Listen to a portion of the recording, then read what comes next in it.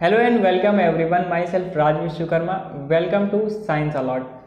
ये है area related to circle का वन शॉर्ट वीडियो, जिसमें हम इस चैप्टर को बेसिक से एडवांस लेवल तक समझेंगे और साथ ही हम एनसीईआरटी एक्सरसाइज की सारी प्रॉब्लम्स को सॉल्व करेंगे। चैप्टर में आगे मूव करने से पहले हमें सर्कल के बारे में बेसिक इन्फॉर्मेशन पता होनी चाहिए, जैसे सर्कल का पेरीमीटर क्या होता है, सर्कल के एरिया का फॉर्मूला क्या होता है। तो perimeter of a circle, circle का पेरीमीटर क्या होता है? किसी सर्कल की जो बाउंड्री होती है उसे हम उसका पेरीमीटर या सर्कमफेरेंस कहते हैं। तो the distance around a circle is called the circumference.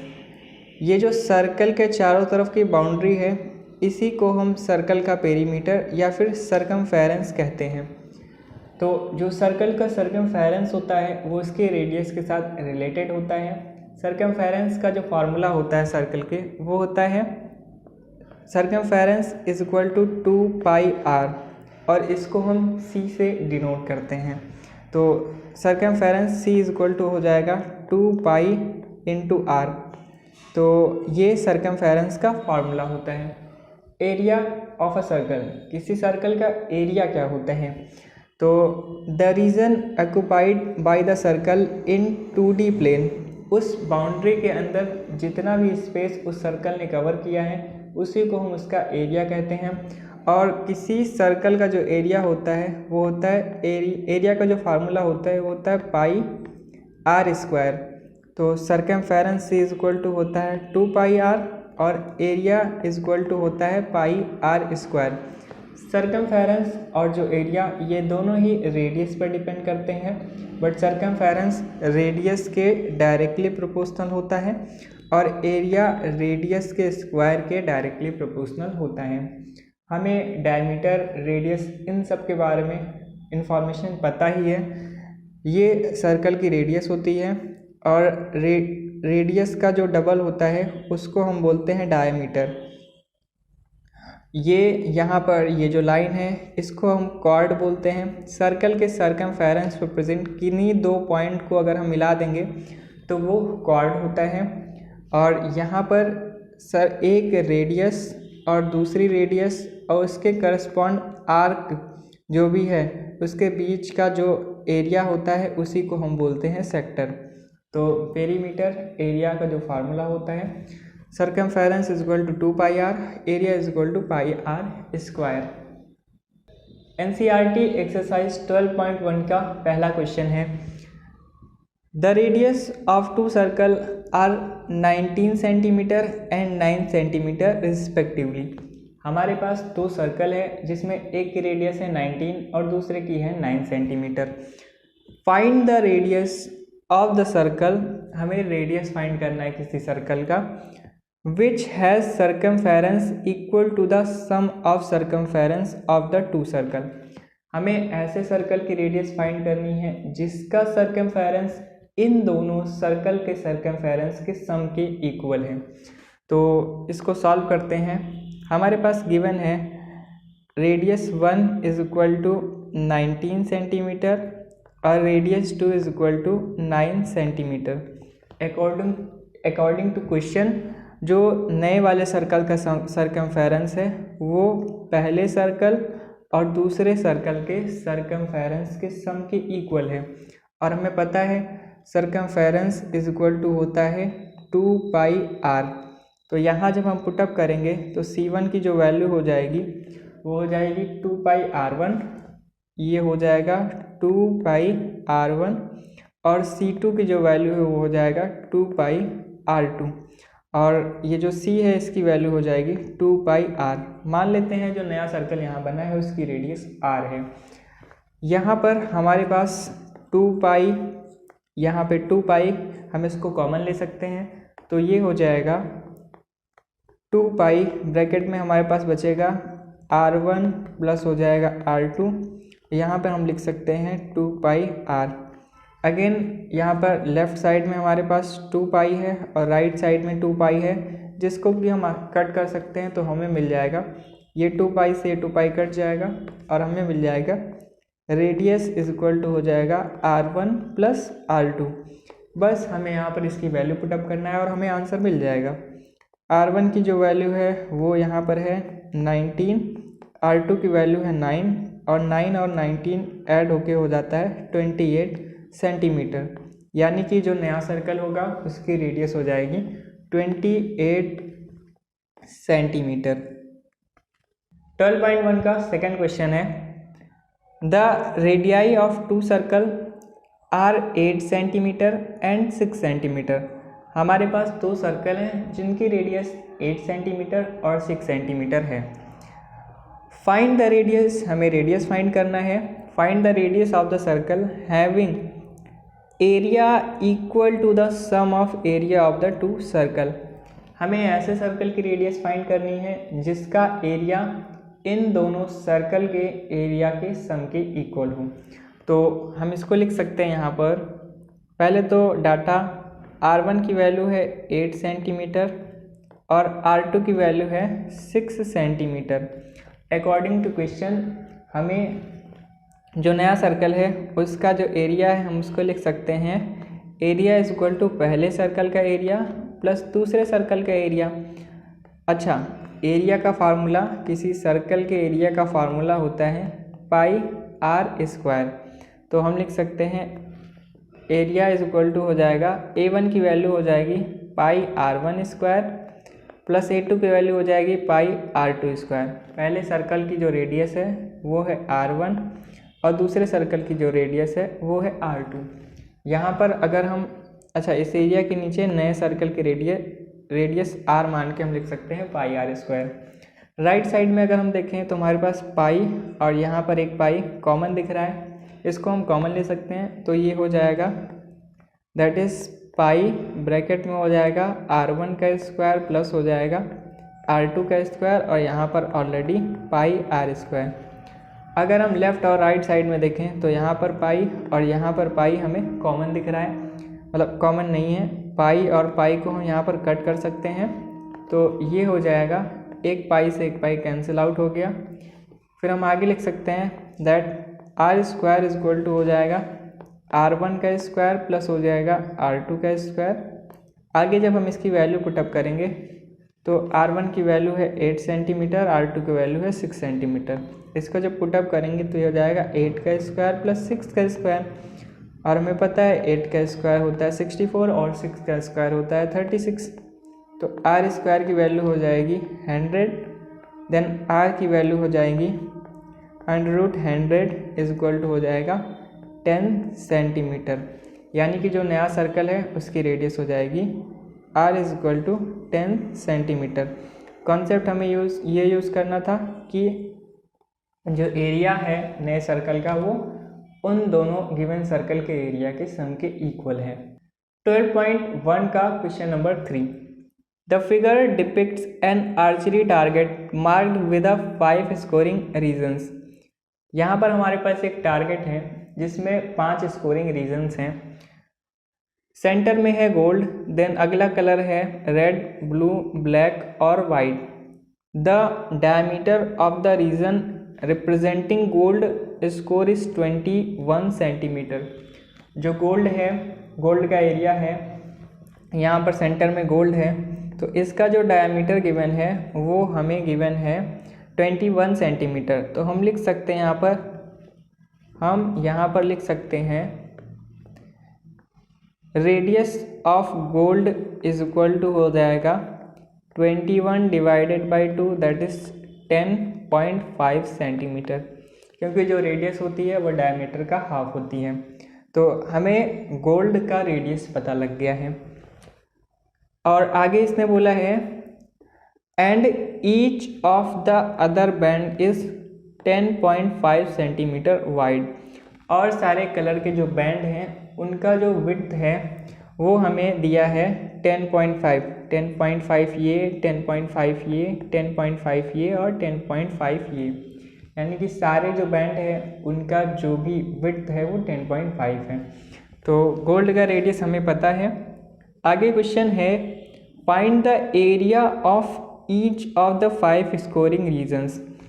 जो 5 स्कोरिंग रीजन है डिफरेंट कलर के, उनका हमें एरिया फाइंड करना है। तो इसको हम आसानी से सॉल्व कर सकते हैं क्योंकि ये सारे सर्कुलर फॉर्म में हैं और सर्कल के एरिया का फार्मूला हमें पता है। तो यहाँ पर हम लिख सकते हैं एरिया ऑफ गोल्ड, ये जो गोल्ड रीजन है उसका एरिया हो जाएगा pi radius pi r square, ये फार्मूला होता है। और ये हो जाएगा पाई, रेडियस हमारे पास है 0.5 का स्क्वायर, और ये हो जाएगा, अच्छा जब इसको पाई की वैल्यू 3.14 हम जब पुटअप करेंगे और इसको जब मल्टीप्लाई करेंगे तो ये हमें मिल जाएगा यहाँ पर 346.5 सेंटीमीटर स्क्वायर। ये थोड़ा मैथमेटिक्स यहाँ पे कैलकुलेशंस है, इसको हम आसानी से कैलकुलेट कर सकते हैं।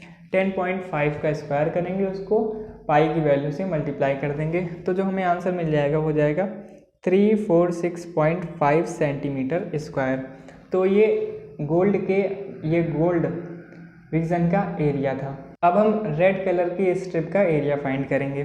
तो हम यहाँ पे थोड़ा सा अगर ध्यान दें तो ये जो रेड कलर का सर्कल है ये पूरा का पूरा सर्कल नहीं है बल्कि ये रिंग टाइप का स्ट्रक्चर है।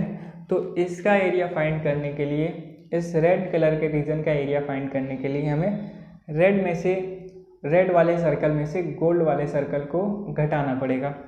तो इसको हम लिख सकते हैं that radius of red is equal to हो जाएगा, देखो गोल्ड का जो रेडियस था वो 10.5 था और रेड का उसमें ऐड होगा, तो हम इसको लिख सकते हैं that is radius of red is equal to हो जाएगा 10.5 प्लस 10.5, तो इसको हम लिख सकते हैं 2 टाइम्स 10.5।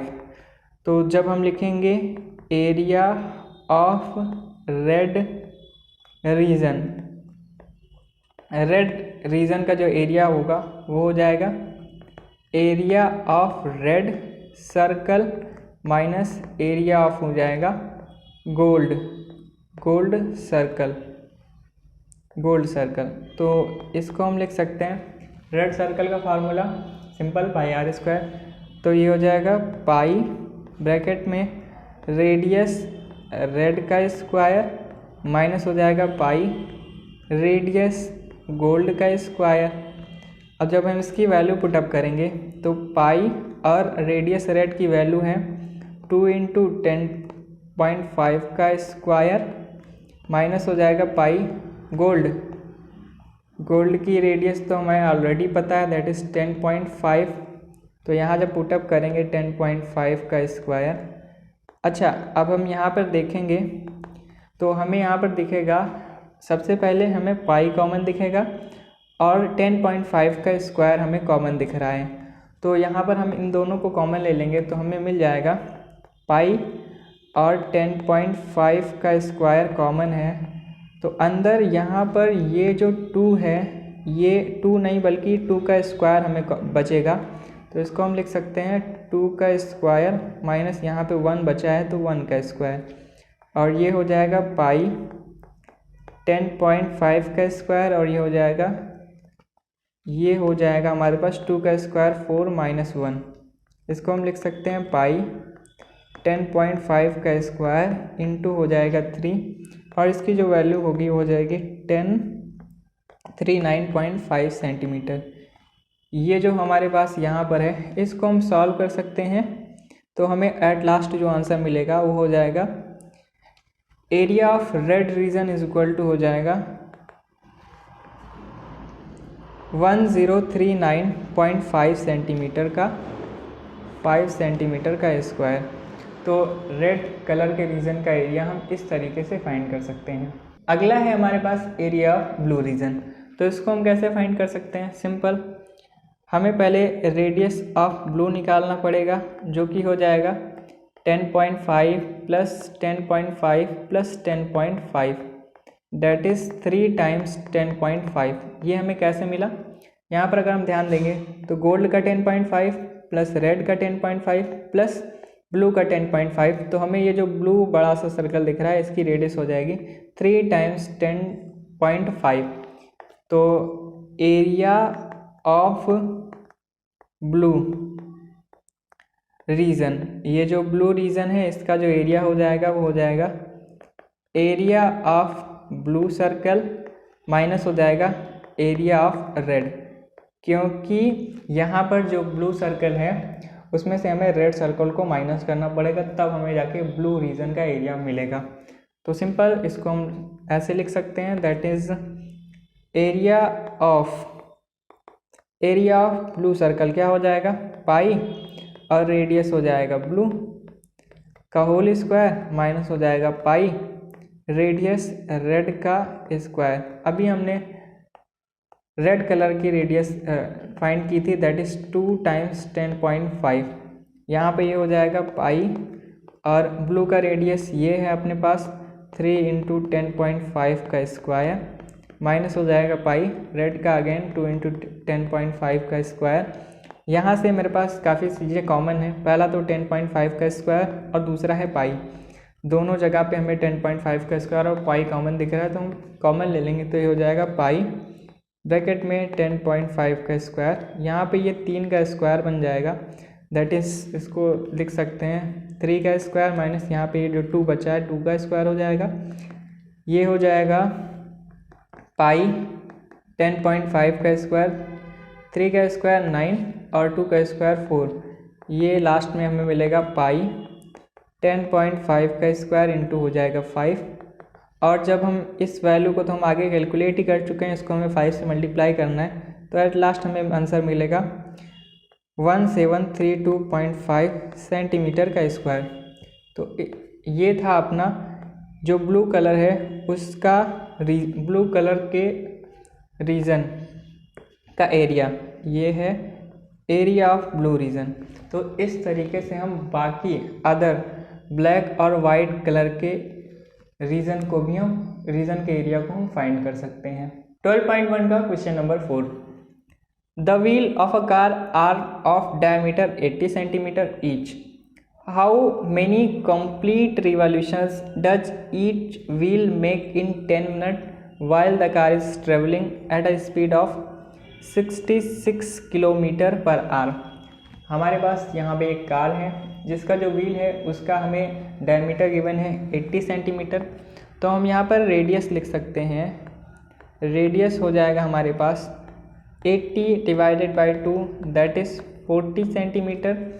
क्वेश्चन है कि अगर कार 66 किलोमीटर पर आवर की स्पीड से चल रही है तो 10 मिनट में वो कितने चक्कर कितने रिवॉल्यूशन करेगी। तो सिंपल यहाँ पर स्पीड जो है हम उसको लिख लेते हैं, that is 66 kilometre per hour. तो सबसे पहले हमें डिस्टेंस फाइंड करना होगा, तो डिस्टेंस कितना होगा, डिस्टेंस इज इक्वल टू होता है स्पीड इनटू होता है टाइम। तो यहाँ पर स्पीड है हमारे पास 66 किलोमीटर पर आवर।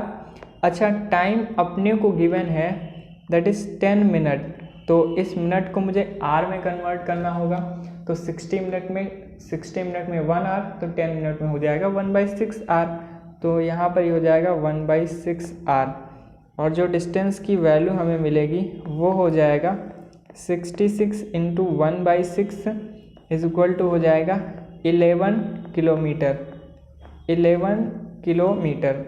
अब 11 किलोमीटर को मुझे सेंटीमीटर में कन्वर्ट करना होगा, क्योंकि यहाँ पर अपने को रेडियस सेंटीमीटर में गिवन है, तो ये हो जाएगा 11 इंटू, इसको हम 1000 से मल्टीप्लाई करेंगे तो मीटर में आएगा, और अगेन मीटर को हम सेंटीमीटर में कन्वर्ट करने के लिए 100 से मल्टीप्लाई करना पड़ेगा, तो ये जो वैल्यू मिलेगी वो हमें सेंटीमीटर में मिल जाएगी। तो ये हो जाएगा 3 और ये 2 5 0 1 2 3 4 5 सेंटीमीटर। तो डिस्टेंस हमें मिल गई है। अच्छा, नंबर ऑफ रिवॉल्यूशन कैसे फाइंड करते हैं, तो वो सिंपल है, number of revolution is equal to होता है टोटल डिस्टेंस, टोटल कितना डिस्टेंस ट्रेवल हुआ, और डिवाइड कर देंगे उसके सर्कमफेरेंस से, तो हमें नंबर ऑफ रिवॉल्यूशन मिल जाएगा, क्योंकि एक रिवॉल्यूशन में वो 2πr डिस्टेंस करेगा, तो number of revolution is equal to हो जाएगा टोटल डिस्टेंस बाई सर्कमफेरेंस। अच्छा, टोटल डिस्टेंस की वैल्यू है हमारे पास 1100000 और यहाँ पे इसकी वैल्यू है 2 × 22/7। रेडियस अपने को गिवन है 40, तो ये हो जाएगा 40। तो जब हम इसको यहाँ पर आगे सॉल्व करेंगे तो ये हमारे पास हो जाएगा, थोड़ा ध्यान दें, तो एक ज़ीरो से यहाँ पे एक ज़ीरो कट जाएगा और ये हमारे पास हो जाएगा 11000 4 टाइम्स और नीचे हो जाएगा ये 44 और ऊपर यहाँ पर ऊपर 7 हो जाएगा। यहाँ पर जब हम इसको आगे कट करेंगे तो 11 से कट करेंगे अगर हम, तो यहाँ पे नीचे आ जाएगा मेरे पास 11 4 × 44 और ये पूरी वैल्यू कट जाएगी और यहाँ पे मेरे पास आ जाएगा 1000 4 टाइम्स 0 और ये हो जाएगा अपने पास 7 1 2 3 4 70,000 डिवाइडेड बाई हो जाएगा 4 और इसको जब हम सॉल्व करेंगे तो इसकी वैल्यू हो जाएगी 4375। तो इतने रिवॉल्यूशन होंगे 10 मिनट में उस कार के थ्रू। अगर वो 66 km/h की स्पीड से चल रही है तो उसमें 4375 रिवॉल्यूशन उसके कंप्लीट होंगे, तब वो जाके 11 किलोमीटर की डिस्टेंस को कवर कर पाएगी। 12.1 का question number 5, tick the correct answer in the following and justify your choice. Question है, if the perimeter and the area of a circle are numerically equal then the radius of the circle is.